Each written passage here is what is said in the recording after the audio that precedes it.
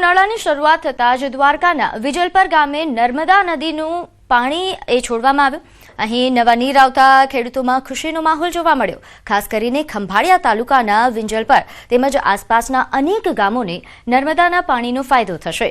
ખેડૂતો જણાવી રહ્યા છે કે ઉનાળાની શરૂઆતમાં જ પાણી આવતા ઉનાળુ પાકમાં લાભ થશે અને પાણીના સ્તર ઊંચા આવશે, જેના કારણે પાણીની અછત નહીં વર્તાય. આ ઉપરાંત હાલ પાણી છોડાતા ગામના ચેકડેમો પણ ભરાવવા લાગ્યા છે.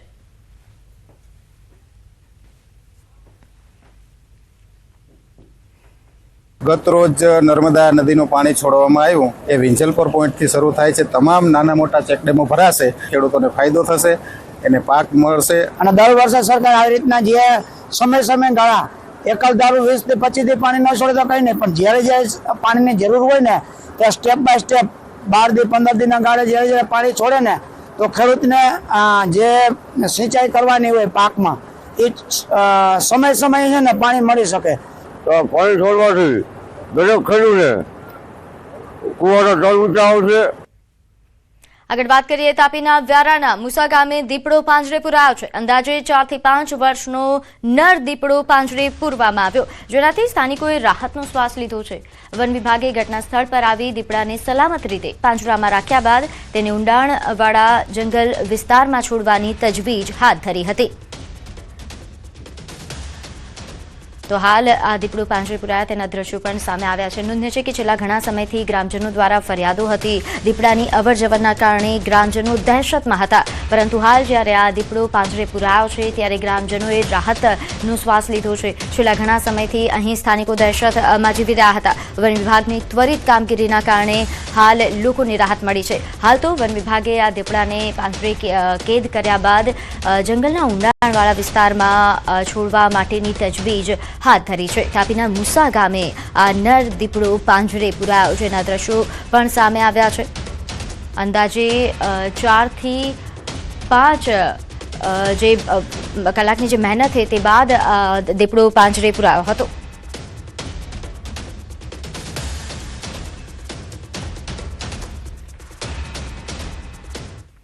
તો હવે વાત કરીએ નવા પ્રતિનિધિઓના જંગની.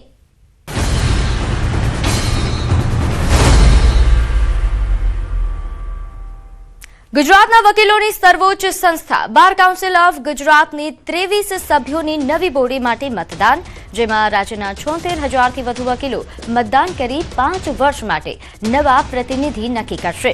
મતદાન પ્રક્રિયા સાંજે 6 વાગ્યા સુધી ચાલશે. 23 બેઠકો માટે 99 ઉમેદવારો મેદાનમાં ઉતર્યા છે. આ ચૂંટણીમાં ખાસ 30% મહિલા ઉમેદવારો માટે અનામતની જોગવાઈ કરાઈ છે, જેથી 23માંથી ઓછામાં ઓછી 5 મહિલા ઉમેદવારોની પસંદગી ફરજિયાત રહેશે.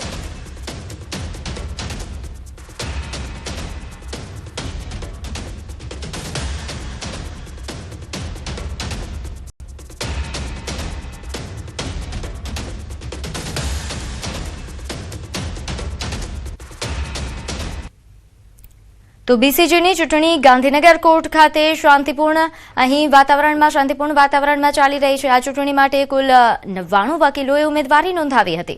તેમાંથી 25 સભ્યોની પસંદગી માટે મતદાન યોજાયું હતું. રાજ્યભરના વકીલોએ ઉત્સાહપૂર્વક મતદાન પ્રક્રિયામાં ભાગ લીધો હતો. ચૂંટણી પ્રક્રિયા નિયમો મુજબ સુચારુ રીતે પૂર્ણ થઈ હતી અને સમગ્ર પ્રક્રિયા દરમિયાન કાયદો અને વ્યવસ્થાની સ્થિતિ જાળવવામાં આવી. આ ચૂંટણી દ્વારા આગામી કાર્યકાળ માટે બીસીજીના 25 સભ્યોની પસંદગી કરવામાં આવશે, જે રાજ્યના વકીલોના હિત અને કાનૂની વ્યવસાયના વિકાસ માટે મહત્વપૂર્ણ ભૂમિકા ભજવશે.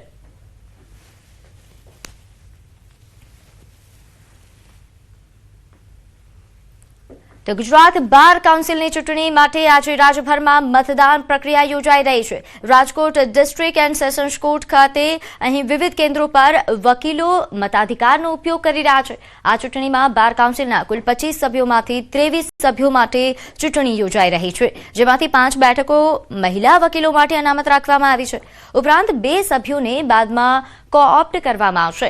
આ વખતની ચૂંટણીમાં કુલ 99 ઉમેદવારો મેદાનમાં છે, જેમાં 78 પુરુષ અને 20 મહિલા ઉમેદવારો સામેલ છે.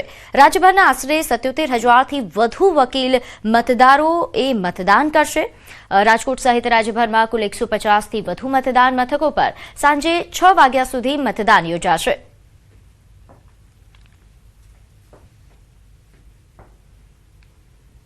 ટોટલ 280 જેવા મતદારો છે આખા ગુજરાતમાં. સૌથી વધુ મત મને મળ્યા છે છેલ્લી 2 ટર્મથી. આ વર્ષે પણ મને વધુ મત મળશે, કારણ કે વકીલોના કામ કરો આપણી માતૃ સંસ્થા છે. માતૃ સંસ્થામાં ચૂંટાયા પછી એના વકીલોના કામ કરવા પડે છે અને કામના આધારે આપણને મત મળતા હોય છે.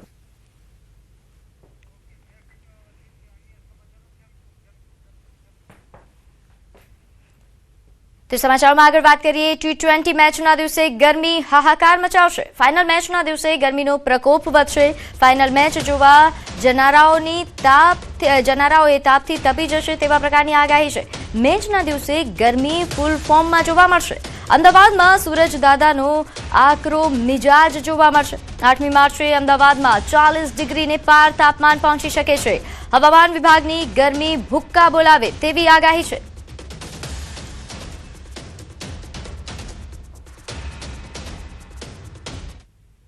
તો આગળ વાત કરીએ. બેવડી ઋતુના કારણે રોગચાળો વકર્યો છે. સોલા સિવિલમાં દર્દીઓની સંખ્યા વધી રહી છે.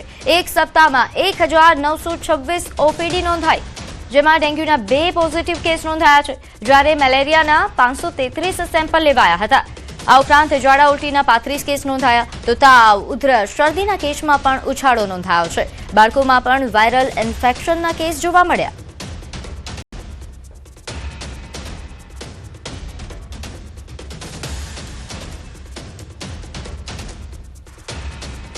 એ સપ્તાહમાં 533 દર્દીના લોહીના નમૂના લેવામાં આવ્યા. તેમાંથી ફક્ત 1 દર્દીનો રિપોર્ટ પોઝિટિવ હતો. અને એ જ રીતે ચિકનગુનિયાના 8 દર્દીના લોહીના નમૂના લેવામાં આવેલા તપાસ માટે. અને ડાયરિયાના 35 કેસ તથા વાયરલ હેપેટાઇટિસના 1 કેસ અને ટાઇફોઇડના 4 કેસ. એમ આ અઠવાડિયામાં આ જુદા જુદા ડેન્ગ્યુ, મેલેરિયા, ચિકનગુનિયાના આંકડા મારી હોસ્પિટલના ગયા અઠવાડિયામાં આ રીતે નોંધાયા હતા. જે બાળકોમાં બિલકુલ અત્યારે વાયરલ ઇન્ફેક્શન, તાવ, શરદી, ઉધરસના કેસમાં થોડો વધારો થયો છે અને માથું દુખવું, ચક્કર આવો એવા સિમ્પટમ સાથેના બાળકો ઓપીડીમાં આવતા હોય છે. યાત્રાધામ સોમનાથમાં મુખ્ય માર્ગો પર ગટરના ગંદા પાણી ભરાયા છે. શ્રદ્ધાળુઓ અને વયોવૃદ્ધ યાત્રિકો અત્યંત જોખમી રીતે પસાર થઈ રહ્યા છે. આસ્થા સાથે ભગવાન સોમનાથના દર્શને આવતા યાત્રિકોને ગટરના ગંદા પાણીથી કચવાટ છે. સોમનાથ દિગ્વિજય દ્વારા નજીકની ઘટના છાસવારે ગટરના પાણી મુખ્ય માર્ગ પર ભરાય છે. અહીં સોમનાથ મંદિર ટ્રસ્ટ અને પાલિકા તંત્રને આ ગટરના પાણી, ગંદા પાણી દેખાતા જ નથી. યાત્રાધામમાં ગંદકીના કાયમી ઉકેલ માટે કોઈ વ્યવસ્થા જ નથી.